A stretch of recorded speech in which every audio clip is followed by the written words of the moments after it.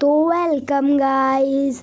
आज की इस वीडियो में हम लोग एक कहानी पढ़ने वाले हैं जो कि एक शिक्षाप्रद कहानी है। उस कहानी का नाम है बीरबल की चतुराई। तो जल्दी से शुरू करते हैं। इस वीडियो का लाइक गोल 50 मिलियन है। जल्दी से लाइक गोल पूरा करवा दीजिए। चलिए कहानी पढ़ना शुरू करते हैं।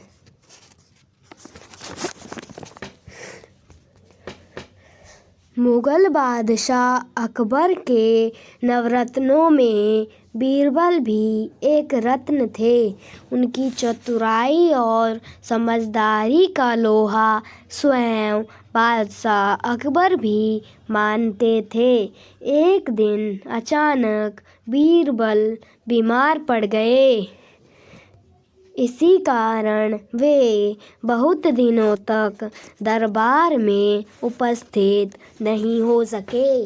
बीरबल की बीमारी लंबी होते देखकर बादशाह अकबर को उनकी चिंता सताने लगी।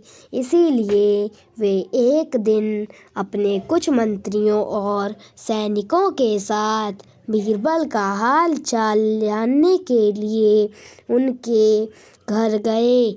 जब बादशाह अकबर बीरबल के घर पहुंचे तो उन्होंने देखा कि बीरबल की तबीयत बहुत खराब है। बीरबल अकबर को देखकर बहुत खुश हुए।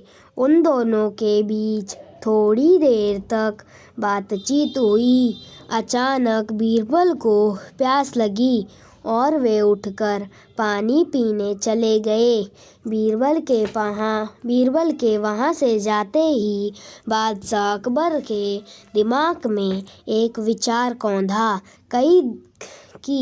कई दिनों से बीमार होने के कारण बीरबल काफ़ी कमज़ोर हो गए हैं। इसी बीमारी के कारण कहीं उनके शरीर के साथ साथ उनकी बुद्धि भी तो कमज़ोर नहीं हो गई। यह विचार आते ही बादशाह अकबर ने बीरबल की बुद्धि की परीक्षा लेने का निर्णय लिया।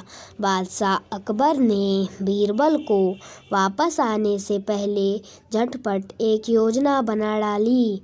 उन्होंने अपने सेवकों से कहा, एक कागज़ के 4 टुकड़े कर उन चारों टुकड़ों को बीरबल के पलंग के चारों पांवों के नीचे रख दिया जाए।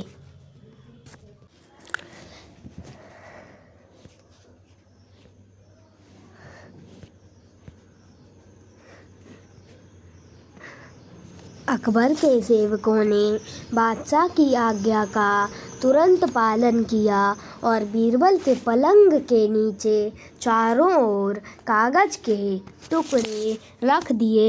इसके बाद बादशाह अकबर अपने स्थान पर जाकर इस प्रकार वापस बैठ गए जैसे बीरबल के वहाँ से जाने के बाद उस कमरे में कुछ न हुआ हो।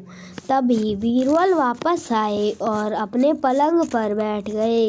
उन्होंने अपने कमरे के चारों तरफ बड़े ध्यान से देखा और फिर बोले, बादशाह सलामत। मुझे ऐसा लग रहा है कि मेरी गैर मौजूदगी में मेरा कमरा कुछ बदल सा गया है। बीरबल की बात सुनकर अकबर उन्हें समझाते हुए बोले, नहीं बीरबल, ऐसा कुछ भी नहीं है। तुम्हारी तबीयत खराब होने के कारण तुम्हें ऐसा भ्रम हो रहा है। यह सुनकर बीरबल बोले, परंतु मुझे इस कमरे में कुछ तो गड़बड़ लग रहा है। मुझे ऐसा लग रहा है कि या तो मेरा घर धरती से 1 इंच नीचे चला गया है या फिर किसी ने मेरे पलंग के नीचे कागज़ रख दिए हैं। बीरबल की बात सुनकर बादशाह अकबर झेपकते हुए बोले, नहीं बीरबल, ऐसा कुछ नहीं है। लगता है कि तुम्हारी बीमारी का असर तुम्हारे दिमाग पर पड़ा है, इसलिए तुम ऐसी उल्टी सीधी बातें कर रहे हो। बीरबल ने अकबर की तरफ देखते हुए कहा, नहीं नहीं बादशाह सलामत, मैं ऐसा बिल्कुल नहीं है। मैं बीमार अवश्य हूँ। बीमारी ने मेरे शरीर को अवश्य दुर्बल बना दिया है, परंतु मेरा दिमाग अभी भी पूरी तरह स्वस्थ और तेज है। इस पर बीमारी का कोई असर नहीं हुआ है।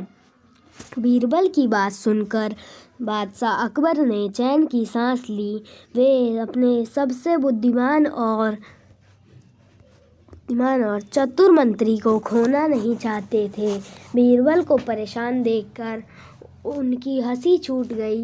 उन्होंने बीरबल से कहा, तुम सच में बहुत समझदार और बुद्धिमान हो। मैंने तुम्हारे जैसा बुद्धिमान व्यक्ति आज तक इस संसार में नहीं देखा। इसके बाद बादशाह अकबर ने बीरबल को पूरी बात सच सच बता दी। बादशाह की बात सुनकर बीरबल भी हंस पड़े। बुद्धिमानी की इस परीक्षा में बीरबल की सफलता से अकबर बहुत प्रसन्न हुए। तो दोस्तों, आपको यह कहानी कैसी लगी, कृपया कमेंट में बताएं। तो आइए देखते हैं कि इस कहानी से हमें क्या शिक्षा मिलती है। इस कहानी से हमें शिक्षा मिलती है कि बीमारी का प्रभाव शरीर पर होता है, बुद्धि पर नहीं। बुद्धिमान व्यक्ति सदा बुद्धिमान ही रहता है। तो क्या दोस्तों, आपको भी ऐसा लगता था कि बीमारी का प्रभाव दिमाग पर भी पड़ता है? अगर आपको लगता था तो कमेंट कर ज़रूर बताएं। तो आज से हर कहानी की वीडियो में मैं आपसे एक प्रश्न पूछूंगा और आपको उसका जवाब कमेंट में लिखना है। अब आज की वीडियो का प्रश्न है, बीरबल की समझदारी और बुद्धिमानी का लोहा कौन मानता था?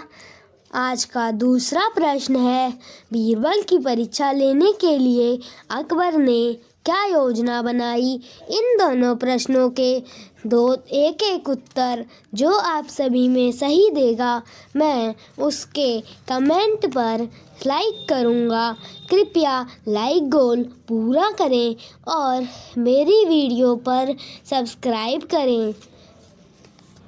धन्यवाद।